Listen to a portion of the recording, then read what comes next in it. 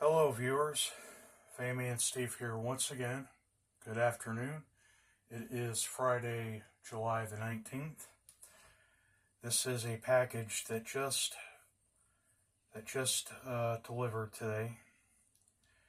As you can see, this is in a box with the eBay tape on it because this was something that I bought off of eBay. And I have it facing in the opposite position because there is information that I don't want revealed to the public. I didn't put it up in the headlines or the community guidelines, but I did mention in the description of my last video that there was going to be a new motor transplant for a box fan, and so here it is. And I do happen to love these unboxing videos, so I am going to I'm just going to make an unboxing video out of this, and then I'll show off the motor, and then we'll go from there. So let's go ahead and get this thing tore open right now.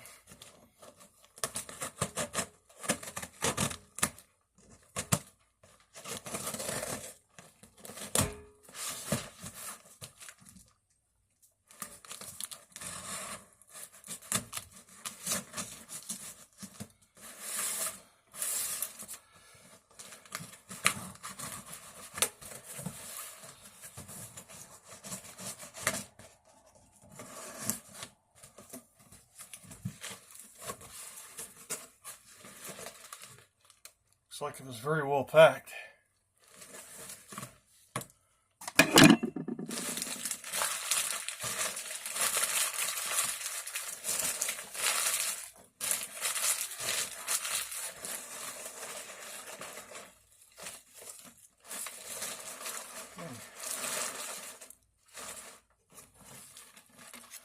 Really nothing else in there that's important.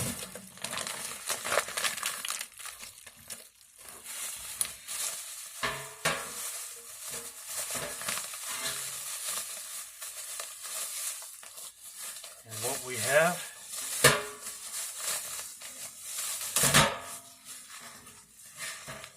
is a Westinghouse motor.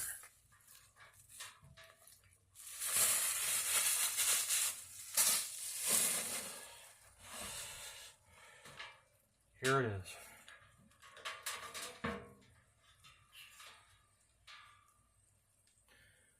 Looks to be in good shape for the most part.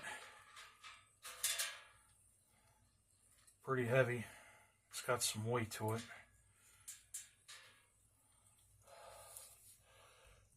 Works. There's the information tag on it.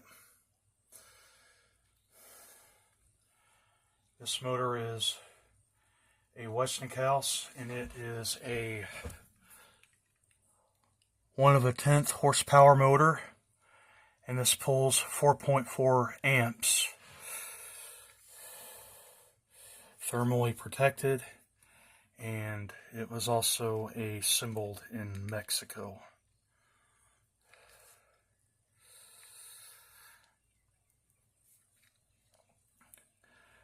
Exactly as it was shown in the advertisement. However, there are supposed to have been 4 leads coming out of this, but there's only 2. But that's really not a problem. If it's just a single speed, then oh well, it is what it is. If it's working, and if it's going to have a good function for the fan that I'm going to be putting on, then that's fine by me. So, I have no clue as to what this motor had went to. Maybe it was an attic fan or exhaust fan motor. I did try to get information off of the seller of what it had originally came from, and the seller had replied to me and told me that they weren't exactly sure that they were not the owners of the motor. But,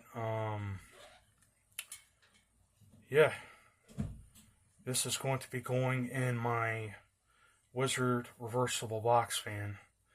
And since I already did some testing, this is not going to go into my Liquid X22. So this is going to be going in my Wizard. And I'm just going to hook everything up.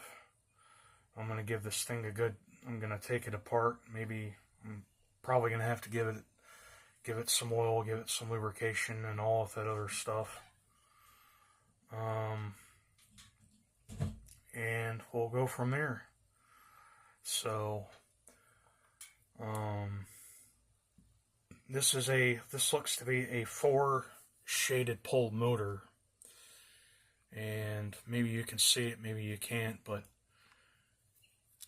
the copper windings in there look to be in really good shape. I am going to take it apart and see if everything is still well stuck together and whatnot. I think that this may have went to an exhaust fan, and how I know this is that this little piece right here, which is something that is usually seen on attic and exhaust fan units and such. So I was kind of hoping it was going to be a 2-speed, but like I said, if this thing is working properly, and if it's going to be power enough to where it's going to draw, to where it's going to pull the fan that I'm going to be putting this on, then I guess I'll be happy with it nonetheless. So, well, I guess that'll do it for this video. There is going to be a part 2 of this. I'm just going to do another video, just kind of like Technological Heritage will do, or Jordan U. I'm just going to make another video. I'm just going to take this thing apart and have a look at it. I'm going to get it hooked up to the fan, get everything wired up.